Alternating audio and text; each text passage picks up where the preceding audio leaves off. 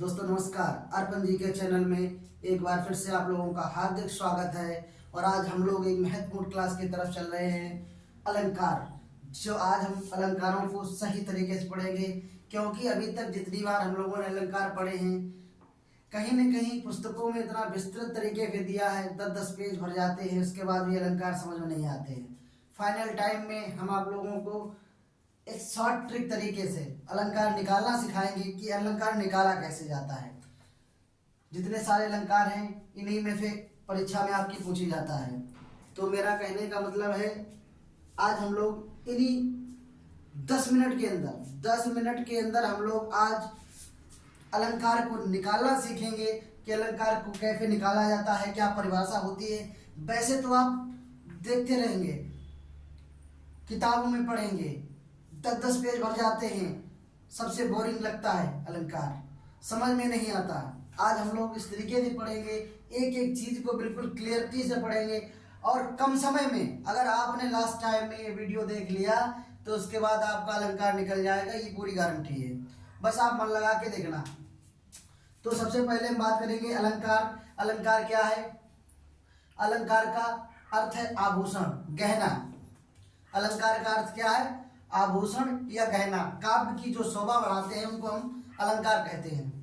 उसके बाद में अलंकार का उल्लेख सबसे पहले हमें कहाँ मिलता है? अलंकार का उल्लेख हमें ऋग्वेद में मिलता है सबसे पहले। और अलंकार संप्रदाय के जो जनक माने जाते हैं या प्रणेता माने जाते हैं वो भामा। अलंकार के प्रणेता कौन है? भामा। हम ओरली देखिए, ज्यादा डीपली जाएंगे नहीं, ओरली हर बात आपको हम बता देंगे कि अलंकार से संबंधित कौन सा प्रश्न आपके बन सकता है। तो अलंकार के संप्रदाय के जनक कौन माने जाते हैं? भामा। उसके बाद में देखिए, कभी कभी हमें लगता है कि अलंकार दो भागों में विस्तृत किया गया है, एक शब्दालंकार और एक अर्थालंकार। तो हमें पता कैसे चले कि कौन सा अलंकार कैसा है? तो इन दोनों भागों का वितरण करने का जो श्रेय जाता है वो दंडी को। दंडी ने क्या किया था? इन दो भागों में बांटा था। अलंकार को दो भागों में विभक्त करने का श्रेय किसको जाता है? दंडी को। दंडी ने ही शब्दालंकार और अर्थालंकार में विभक्त किया था। जबकि भामा को अलंकार संप्रदाय का जनक कहा जाता है। भामा ने 35 अलंकारों का उल्लेख किया था। तो आइए हम शुरुआत करते हैं। सबसे पहले शब्दालंकार, जो आपके यूपी पुलिस, एसएससी, जीडी या अन्य परीक्षाओं में जो पूछे जाते हैं, यहीं से ज्यादा आपको प्रश्न मिलते हैं। शब्दालंकार। तो सबसे पहले हम पढ़ेंगे शब्दालंकार। शब्दालंकार के अंतर्गत सबसे पहले आता है अनुप्रास अलंकार। कौन सा आता है? अनुप्रास अलंकार। तो अनुप्रास अलंकार की देखो विशेषता, बिल्कुल यहीं पर आप देखेंगे, बिल्कुल भी हटेंगे नहीं। जरा सा आपने देखा, इतने ही 10 मिनट की वीडियो में अलंकार क्लियर हो जाएगा। बिल्कुल आप अपनी नजरों को सटीक बनाए हुए रखेंगे। अनुप्रास अलंकार के बारे में अगर हम आपको बताएं तो इसमें क्या है? एक वर्ण बार बार आए। ट्रिक देखना, एक वर्ण बार बार आए,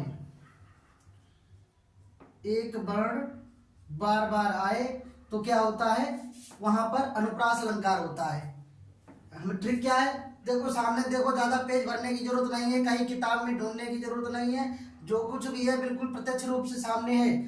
अनुप्रास अलंकार, एक वर्ण बार बार आए, कोई भी वर्ण है वो बार बार आता है तो कौन सा होगा? अनुप्रास अलंकार हो गया। जैसे तरनी, तनुजा, तट, तमाल, तरुवर, तरुवर बौछाए। तरन, तनुजा, तट, तमाल, तरुवर बौछाए। अब देखो ता की आवृत्ति कितनी बार हुई है? 1 2 3 4, हर बार ता हो रहा है। उस मेरी ट्रिक क्या है? एक वर्ण बार बार आए। अब ता बार बार आ रहा है तो आप समझ जाना, कोई वर्ण बार बार आ रहा है तो कौन सा अलंकार होगा? अनुप्रास अलंकार होगा। यहाँ पे कौन सा अलंकार होगा? अनुप्रास अलंकार होगा। अब हम दूसरे अलंकार की बात करते हैं, यमक अलंकार। यमक अलंकार की क्या है? एक शब्द बार बार, एक शब्द दो या दो से अधिक बार आए। एक शब्द दो या दो से अधिक बार आए।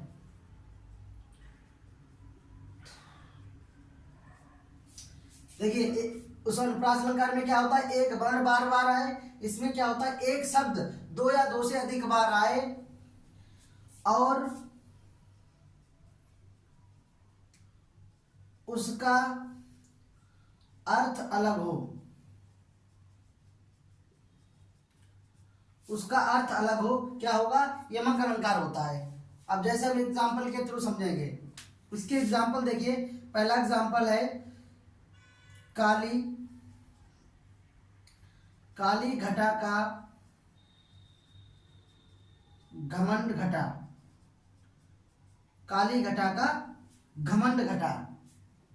अब आप देखिए, घटा शब्द दो बार आया है। काली घटा का घमंड घटा, घटा शब्द दो बार आया है।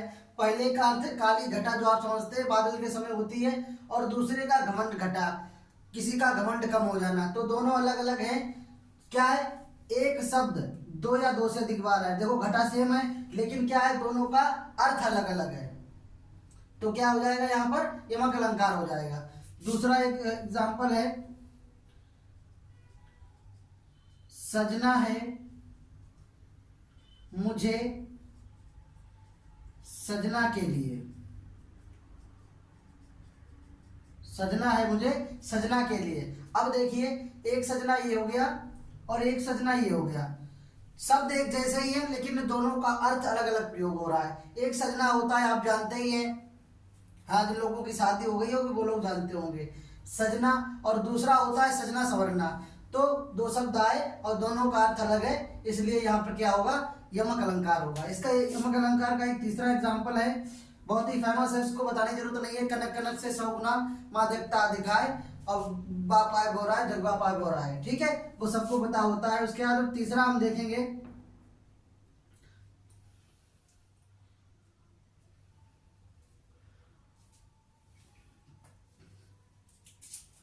बे तीन बेर खाती थी, बे तीन बेर खाती थी, तीन बेर खाती थी, बे तीन बेर खाती हैं, बे तीन बेर खाती हैं। अब देखिए, इसमें क्या है? वे तीन बेर खाती थी, वे तीन बेर खाती हैं। अब तीन बेर और तीन बेर दो बार आया, लेकिन दोनों का अर्थ अलग है। शब्द सेम है, लेकिन दोनों का अर्थ भिन्न है। कैसे? वो तीन बेर खाती थी, एक तो बेर होता है आपका जो बेर खाते हो, एक होता है तीन बेर। तीन बेर मीन्स समय, तीन बार। तो तीन बेर खाती थी, तीन बेर खाती है, इसका मतलब ये भी कौन सा है? इसमें यमक अलंकार है।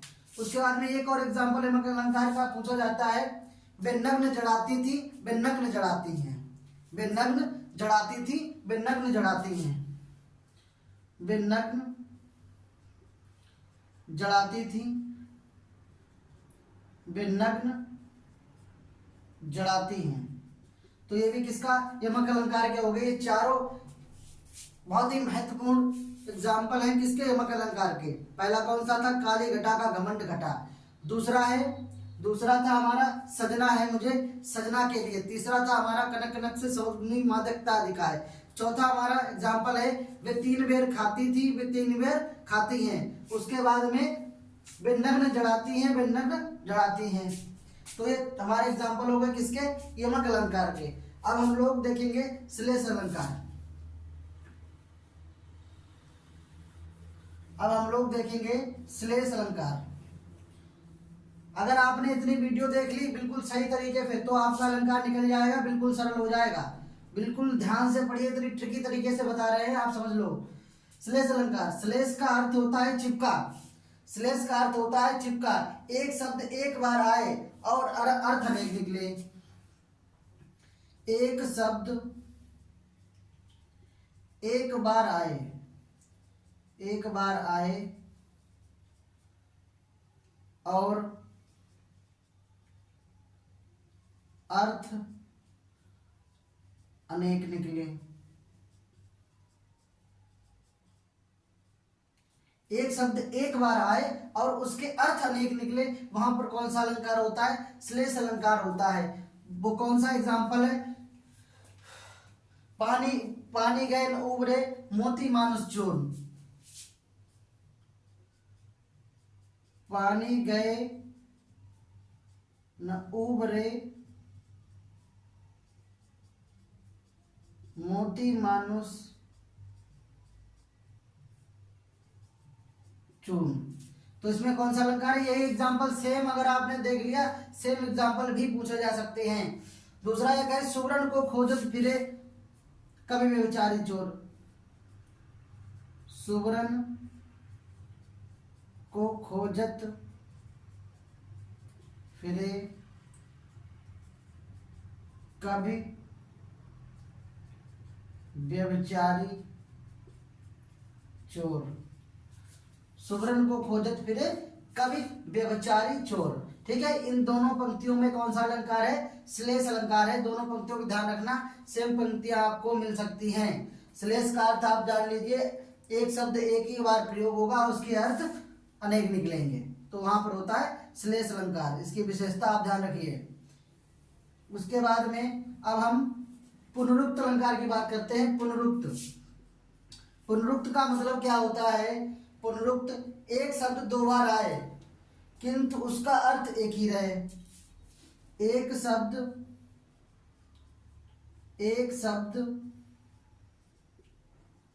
दो बार आए और उसका अर्थ एक ही रहे। एक शब्द दो बार आए और उसका अर्थ एक ही रहे। इसका एक एग्जाम्पल है, कही रति नाकर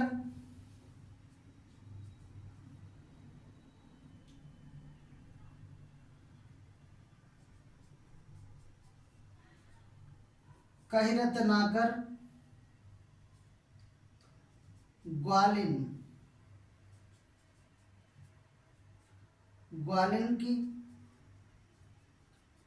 झोर झोर।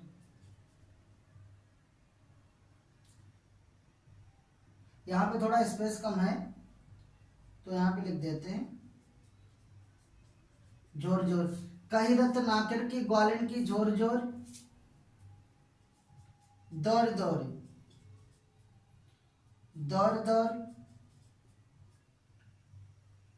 नंदपुर, दौर दौर नंदपुर आवन सबे लगी, आवन सबे लगी। अब देखो इसमें उसने क्या है? पुनरुक्त, पुन माने पुनः, दोबारा से। एक शब्द दो बार आए और उसका अर्थ एक ही रहे तो कौन सा अलंकार होगा? पुनरुक्त अलंकार होगा। एग्जाम्पल देखिए, कही रत नाकर ग्वालिन की झोर झोर, दौर दौर नंदपुर आवन सबे लगी। अब देखिए झोर झोर शब्द दो बार आया, दौर दौर दो बार आया। देखो शब्द दो दो बार आए लेकिन दोनों का अर्थ एक ही है। ये उस समय का प्रसंग है जिस समय उधो जाते हैं, कहाँ पर? उधो जाते हैं गोपियों से मिलने, उस समय का ये प्रसंग है। ठीक है, कहीं रत्नाकर ग्वालिन की झोर झोर नंदपुर आवन सबे लगी। अब कोई शब्द दो बार आए और उसका अर्थ सेम रहे तो वहां पर देख लेना कौन सा अलंकार होगा? पुनरुक्त अलंकार होगा। ट्रिक ध्यान रखना, ये कोई भी शब्द होगा दो बार प्रयोग किया जाएगा तो पुनरुक्त अलंकार है। ठीक है, इसके बाद में हम चौथा देखते हैं, विप्सा अलंकार। चौथा अलंकार हमारा है कौन सा? विप्सा। विप्सा का मतलब होता है जानने की इच्छा। क्या है? शब्द कई बार आए और जानने की इच्छा, तीव्रता दिखे। विप्सा का मतलब क्या है? विप्सा का मतलब समझिए, विप्सा शब्द कई बार आए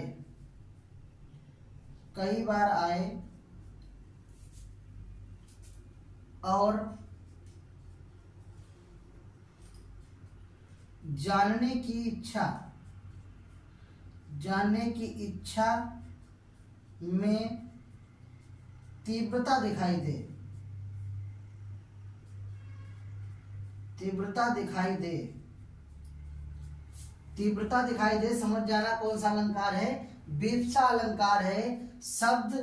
एक शब्द कई बार आए, एक शब्द कई बार आए और जानने की इच्छा की तीव्रता दिखाई दे तो वहां पर कौन सा अलंकार होता है? विप्सा अलंकार होता है। जैसे हम कह सकते हैं, जिस समय उद्धव गोपियों से मिलने गए थे तो गोपियां दौड़ के आई पिछले वाले एग्जाम्पल में देखा था, गोपियां दौड़ के आई और उन्होंने उद्धव से पूछा। इसका एग्जाम्पल है, उदाहरण है, लिख लीजिए। हमको लिखे हो है क्या, हमको, हमको, इसको हम ऊपर लिखेंगे, विवक्षा अलंकार के एग्जाम्पल को ध्यान से लिख लेना। हमको, हमको लिख्यो है क्या, फिर आएगा हमको लिखे हुए क्या, हमको लिखे हुए क्या। अब एक ही लाइन 3 बार रिपीट होगी, हमको लिखे हुए क्या, हमको लिखे हुए क्या, हमको लिखे है क्या।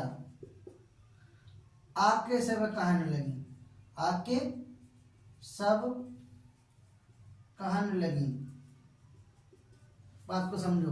अब विवक्षा अलंकार में क्या होता है, एक ही शब्द, एक ही लाइन 3 बार रिपीट होती है, 2 बार रिपीट हो सकती है। और जानने की ट्रिक क्या है हमारी, जानने की इच्छा जागृत हो जाती है। अब देखो, जब गोपियां दौड़ के आई उद्धव के पास और कहा उद्धव से कि हमको लिखे हुए क्या, हमको लिखे हुए क्या, हमको लिखे हुए क्या, आके सभी कहने लगी। अब जानने की इच्छा हो रही है, देखो जानने की इच्छा में तीव्रता दिखाई दे रही है। तो कृष्ण ने जो पत्र भेजा था उस पत्र की बात हो रही है, उन्होंने क्या, उसमें क्या लिखा है। तो जहां पर जानने की इच्छा हो बहुत तीव्रता से, तो वहां पे कौन सा अलंकार होगा, विवक्षा अलंकार होगा। और इसकी ट्रिक क्या है, एक शब्द कई बार आए और जानने की इच्छा तीव्रता हो। एक ही शब्द 3-4 बार आया है और इसका प्रयोग दिखाई दे रहा है। इसके बाद में वक्रोक्ति अलंकार, कौन सा है, वक्रोक्ति अलंकार। वक्रोक्ति अलंकार, वक्रोक्ति अलंकार में क्या है, वक्ता के कहने से अलग अर्थ में, वक्ता से कहने के अर्थ अलग में। इसको लिख लिया, चलो इसे यहाँ पे रफ करते हैं। वक्ता से, वक्ता से कहने के अलग अर्थ में। इसका मतलब क्या है, वक्ता के कहने के अलग अर्थ में, मतलब आपसे कोई बात कही जाए और उसका अर्थ दूसरा निकले। जैसे देखो, मैं सुकुमार नाथ बन जोगू, इसका फेमस उदाहरण है, मैं सुकुमार, सुकुमार नाथ बन जोगू, तुम्हें उचित तप, तुम्हें उचित तप हमको भोगूं।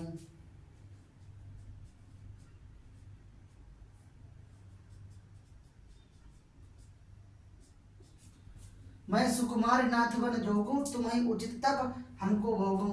मतलब वक्रोक्ति अलंकार का बड़ा फेमस उदाहरण है और कई बार पूछा भी जा चुका है। ठीक है, तो इस उदाहरण पर विशेष ध्यान रखना। तो इतने हमारे हो गए शब्दालंकार। शब्दालंकार इतने हो गए, इन्हीं में से प्रश्न बनना है। बस आप बिल्कुल ट्रिकी तरीके पे देख लीजिए, शब्द को पकड़ना सीख लीजिए। 4 ऑप्शन होंगे, काट के सीधे निकाल लोगे, कैसा भी अलंकार हो। और नहीं तो पढ़ते रहोगे, पता नहीं कितनी किताबें पढ़ डालोगे और अलंकार समझ में नहीं आएगा। इसके बाद में हम बात करेंगे अर्थालंकार की। अर्थालंकार में हम बात करेंगे उपमा अलंकार की।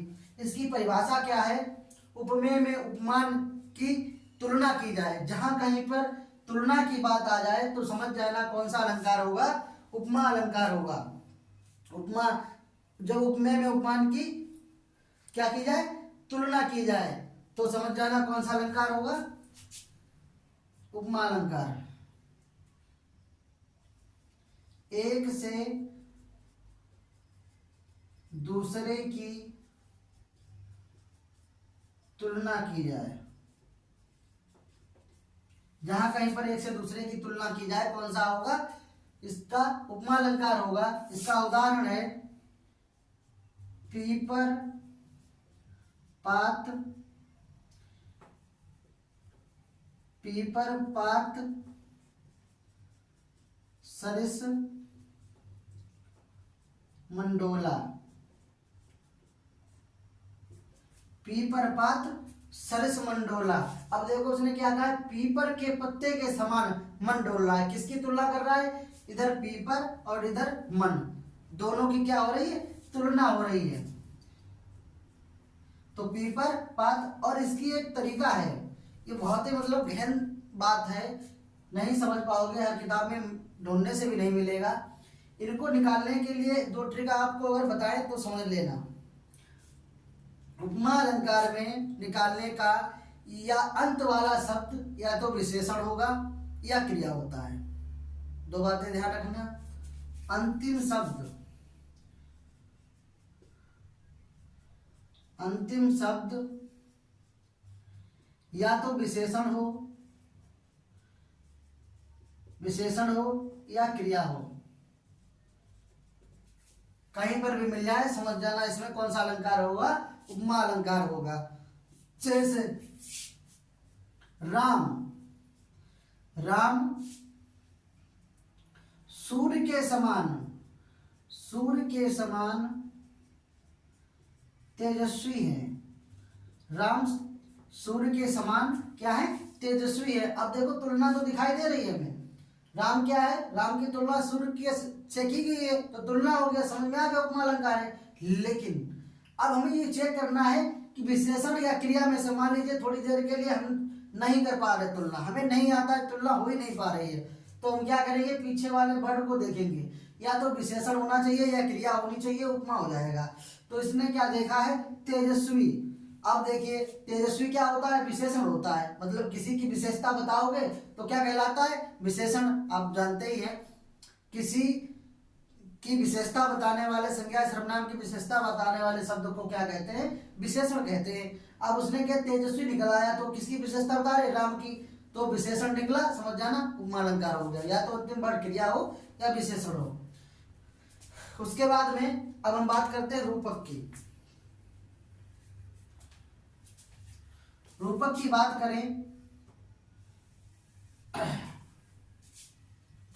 तो ये कहता है, जहां उपमेय में उपमान का भेद रहित हो जाए, उपमेय में उपमान भेद रहित हो जाए,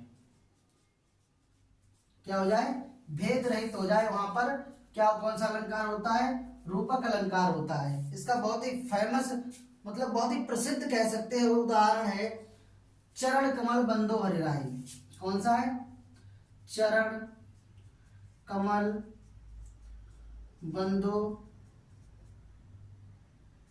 हरिराई।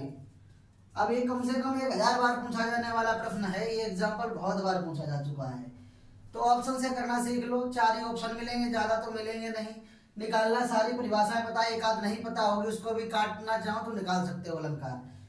मतलब इतने से चार्ट में अलंकार को प्रस्तुत करना एक बहुत बड़ी बात है, और नहीं तो पढ़ते रहते लोग, समझ में नहीं आता है कभी भी।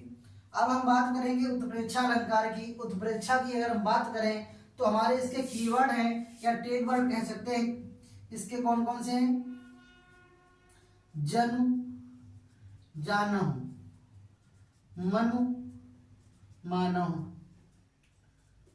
अब कहीं भी ये शब्द मिल जाए, जनु जानव मनु मानव, कहीं भी शब्द मिल जाए, समझ जाना कौन सा अलंकार है, उत्प्रेक्षा अलंकार है। कैसे, मानो उस काल के क्रोध से, इसका उदाहरण है उत्प्रेक्षा अलंकार, मानव उस काल के क्रोध से, उस काल के क्रोध से तन कांपने उसका लगा। मानव, मानव हवा के वेग से, हवा के वेग से सोता हुआ सागर जगा, सोता हुआ सागर जगा। अब हमें कुछ देखना ही नहीं है, हमने एग्जाम्पल को 2 बार पढ़ा और जैसे ही शब्द मिला मानव, हम समझ गए इसमें कौन सा अलंकार है, उत्प्रेक्षा अलंकार है। तो मन मानव जन जानव शब्द मिल जाए वहां पर होता है उत्प्रेक्षा अलंकार। अब हम बात करेंगे किसकी, संदेह अलंकार की। देखो संदेह अलंकार का मतलब क्या है? संदेह अलंकार मतलब संदेह हो जाए कहीं पर, संदेह की स्थिति, परिभाषा वही है उपमेय में उपमान की, संदेह हो जाए। अब संदेह में कैसा संदेह? इसका फेमस उदाहरण है ये कि नारी बीच सारी है, कि नारी बीच सारी है,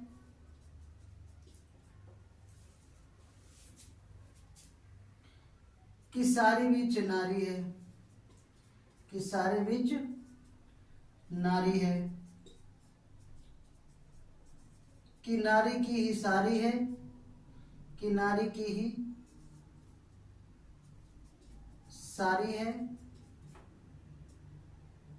कि सारी की ही नारी है, कि सारी की ही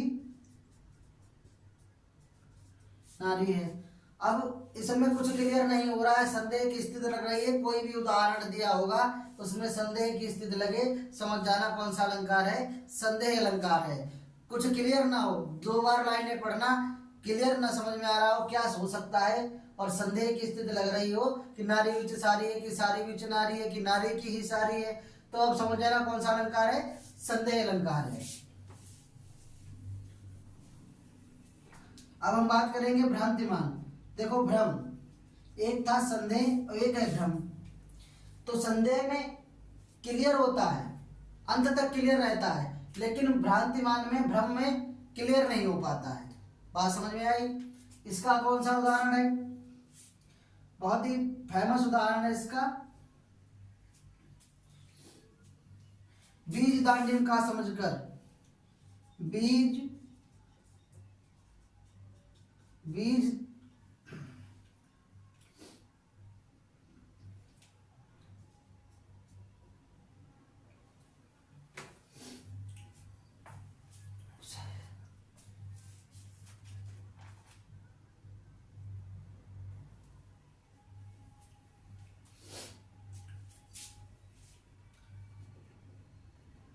इसका सही से एग्जांपल है नाक का मोती, नाक का मोती,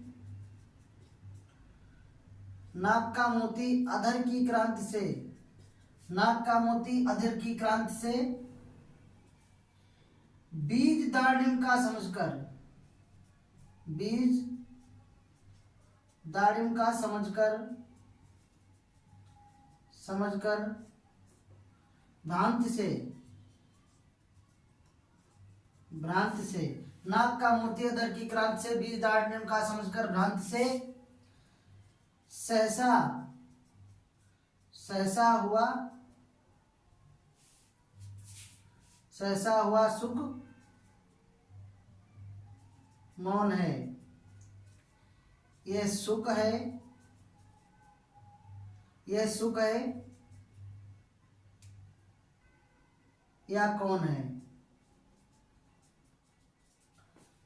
अब नाक का मोती अधर की क्रांति से बीज दाढ़िम का समझकर भ्रांति से सहसा हुआ सुख मौन है, यह सुख है या कौन है?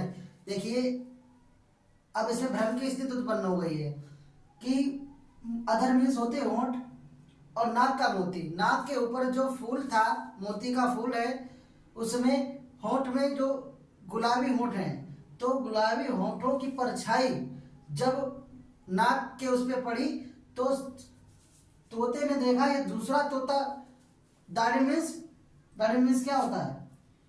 अनार का दाना, समझ बैठा। तो क्या हो गया? भ्रम की स्थिति उत्पन्न हो गई। यहाँ पे कैसी स्थिति उत्पन्न हो गई?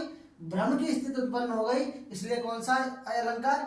भ्रांतिमान अलंकार है, क्लियर नहीं हो पा रहा था। इसके बाद में मानवीकरण देखेंगे। मानवीकरण,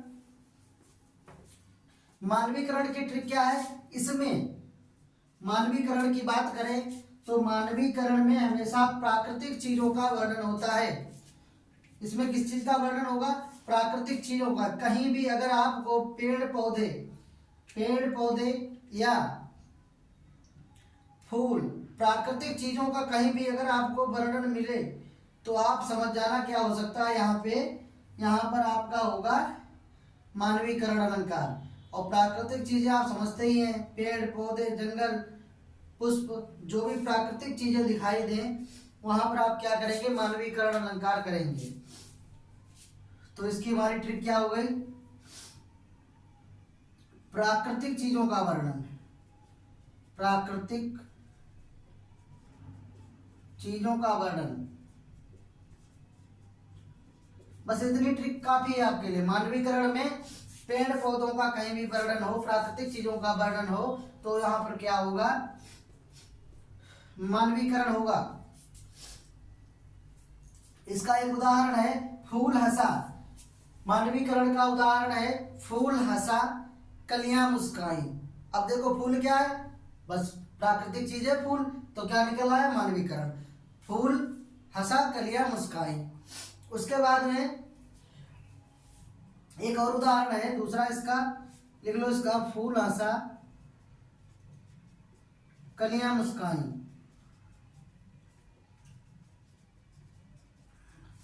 दूसरा एक उदाहरण और है, बिटप बिटप झुक झुक के कहते थे इधर आओ इधर आओ।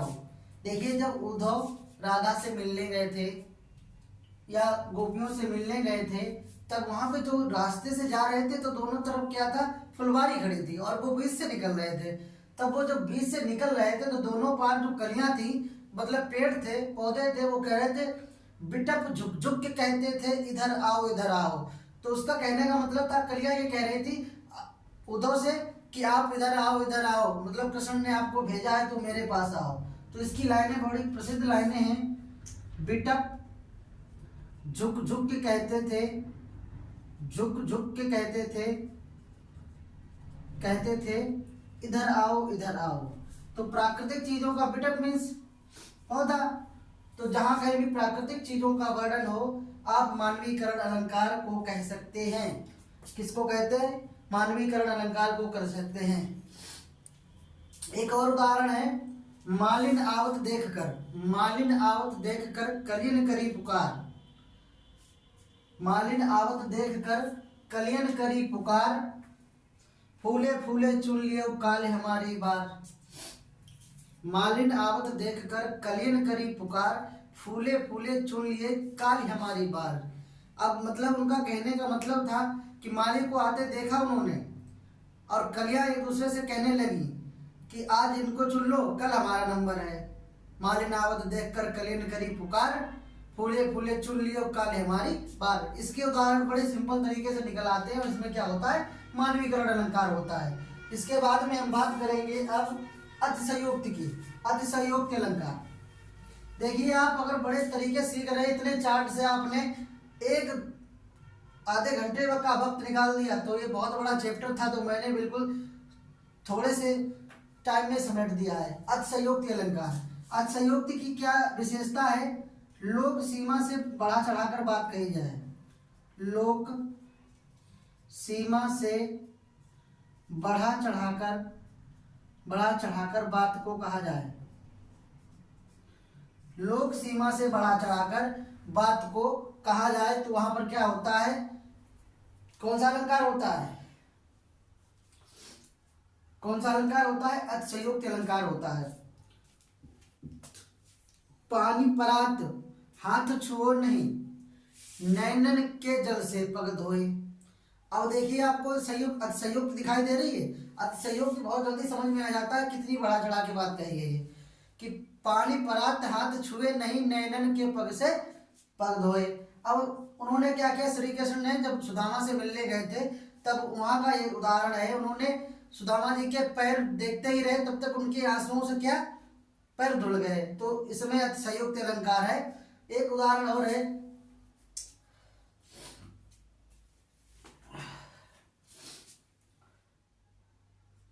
सदेशन, सदेशन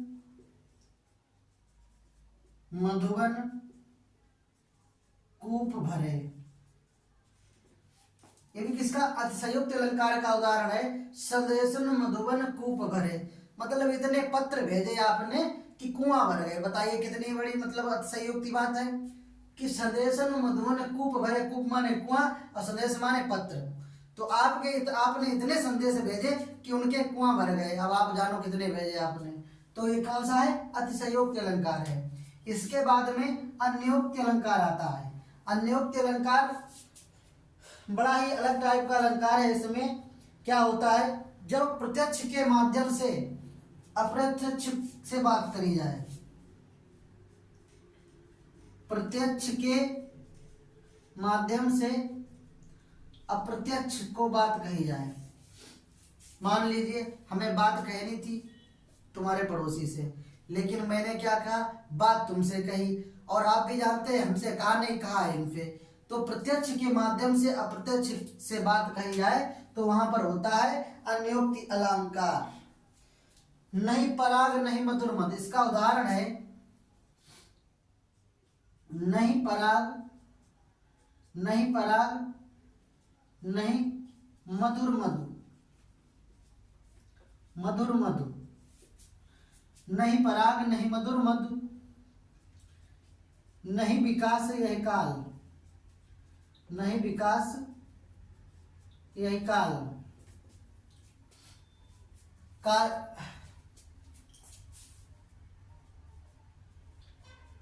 अली कली, इसका मतलब क्या है, नहीं पराग नहीं मधुर मधु, नहीं विकास यही काल, अली कली सो दियो आगे कौन हवाल, अली कली सो दियो आगे कौन हवाल।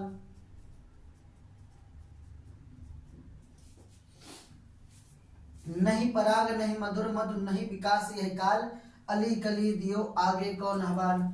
अब इसका उदाहरण मतलब प्रत्यक्ष के माध्यम से अप्रत्यक्ष को बताने का प्रयास किया गया है। जैसे बात थी भौरे की, भौरा कली के आसपास मंडरा रहा था, तो उसने कहा नहीं पराग, अभी इस कली में पराग नहीं है और इसमें मीठी मधु भी नहीं है। अभी से आप उसके पीछे इस तरीके से घूम रहे हो तो आगे आपका क्या होगा। इस उदाहरण का कहने का मतलब ये था। लेकिन वो राजा के ऊपर कहा गया था कि हे राजा, राजा का नई नई शादी हुई तो कहा उसने कि हे राजा, अभी ये नई नई है, ये यौवन अवस्था में भी नहीं है, जब अभी से आपका यही हाल है तो आगे क्या होगा। तो इस उदाहरण का मतलब था प्रत्यक्ष के माध्यम से अप्रत्यक्ष से बात कहना, इसे कहलाता है अन्योक्ति। बात कही गई थी किसके, भौरे के एग्जाम्पल से, और उदाहरण किस पे गया था, राजा पर। तो आपसे बात कही जाए और उसका प्रयोग इफेक्ट पड़ोसी से पड़े, समझ जाना कौन सा अलंकार होगा, अन्योक्ति अलंकार होगा। ठीक है, तो ये अलंकार थे आपके बड़े महत्वपूर्ण अलंकार थे। इतने आपने अगर पढ़ लिए और मैं